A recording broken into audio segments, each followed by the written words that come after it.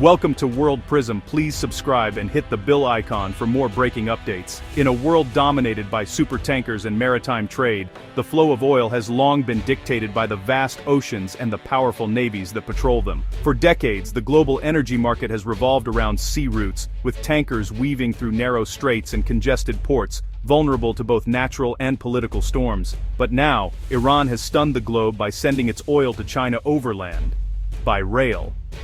This is not just a logistical feat, but a geopolitical statement, signaling a dramatic shift in how energy can move across continents.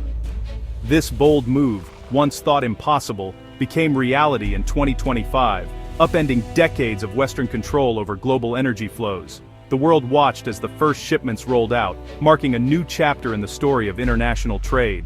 The railway bypasses the naval choke points long used to enforce sanctions, creating an economic corridor immune to Western interference. No longer must oil shipments risk delays or blockades at sea. Instead, they travel swiftly and securely across the heart of Eurasia.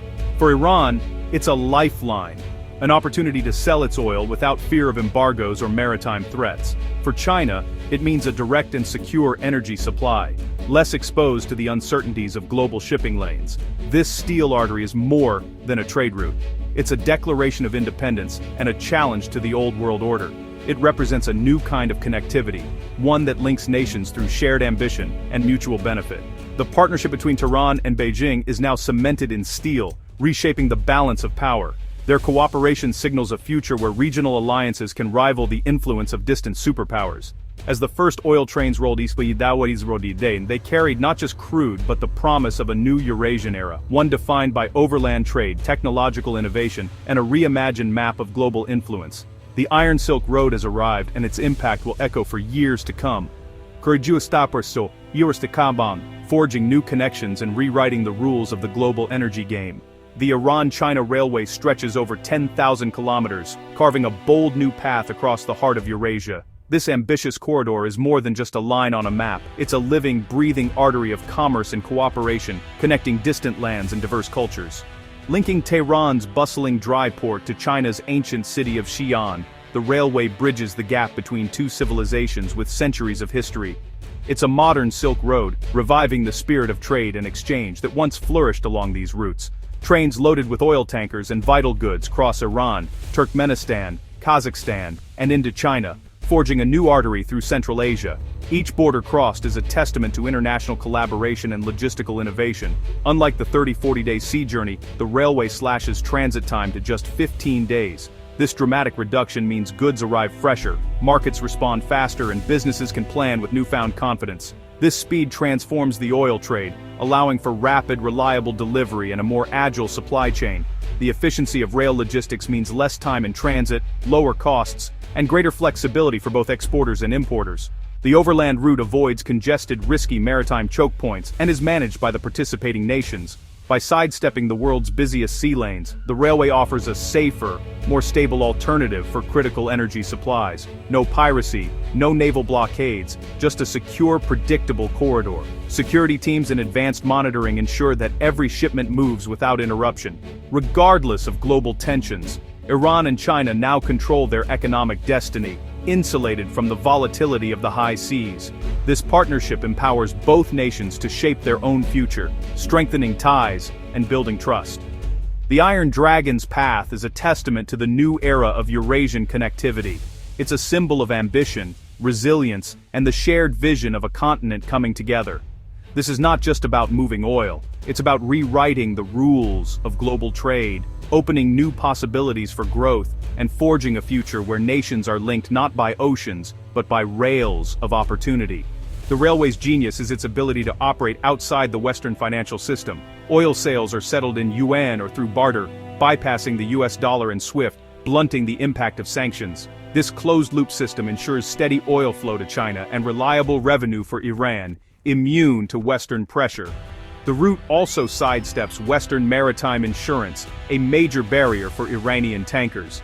With cargo never entering international waters, Iran and China have built a sanction-proof trade channel. This is more than infrastructure. It's economic statecraft, a blueprint for resisting Western coercion.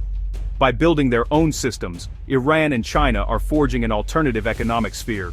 The railway is their lifeline, fueling China's industry and ensuring Iran's survival. Global trade has long depended on vulnerable maritime choke points like the Strait of Hormuz and Malacca. The U.S. Navy's dominance over these routes has been a powerful tool of influence. The Iran-China Railway is a direct answer, bypassing these bottlenecks entirely. Iranian oil now travels overland, immune to naval interception or blockade.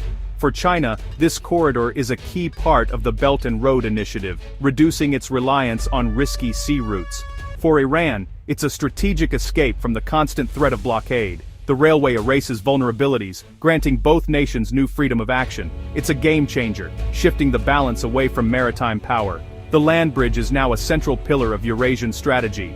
The railway's debut was met with force, its very first days marked by a storm of violence and uncertainty. What was meant to be a symbol of progress and national pride quickly became a front line in a high-stakes geopolitical struggle. US and Israeli airstrikes targeted Iran's infrastructure, aiming to cripple its new economic artery. The attacks were swift and calculated, designed to send a message not just to Iran, but to the world. Any attempt to shift the balance of power in the region would be met with overwhelming force. The strikes hit not just nuclear sites, but also threatened the very core of Iran's ambitions for self-reliance and regional influence. Key railway and oil facilities were left smoldering, their destruction a stark warning that economic independence would be met with military might. Yet, Iran stood firm. The government rallied, and workers raced to repair the damage. With the railway operational, even under siege, Iran could keep exporting oil to China, defying the blockade and sanctions. The trains kept rolling, carrying precious oil across the continent. In a bold move that stunned the world, Iran closed the Strait of Hormuz, a vital choke point for global energy supplies. This single act disrupted a fifth of the world's oil flow, sending shockwaves through international markets and governments. What was once unthinkable had become reality. The world watched in disbelief as oil prices soared and supply chains faltered. But this time, Iran had an alternative.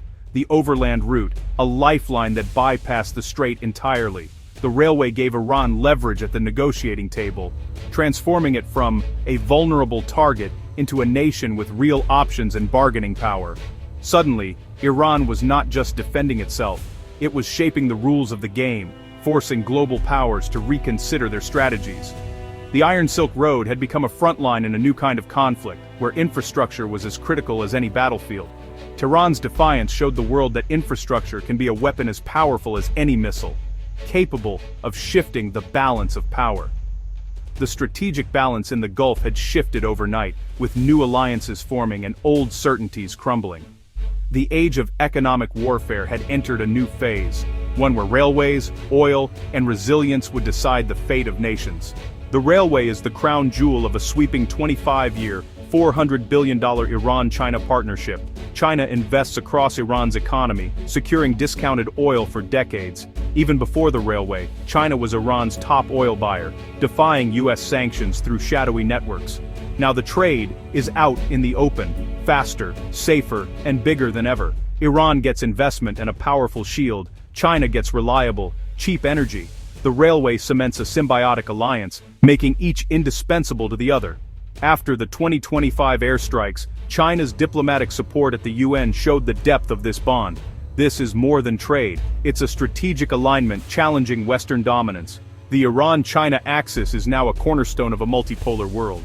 The Iran-China Railway is just one link in a growing web of Eurasian corridors. These land routes connect Asia and the Middle East, rivaling the sea lanes that have ruled for centuries. The shift from sea to land power is redrawing the global map, challenging the foundations of American dominance. Competing blocs are emerging, a maritime West and a land-based Eurasia led by China and Russia. Nations must now choose sides, and the contest for influence in Central Asia is heating up. The railway isn't just moving oil. It's moving the boundaries of power. As goods and energy flow across these new Silk Roads, the world order is being rewritten. The future belongs to the interconnected continent of Eurasia.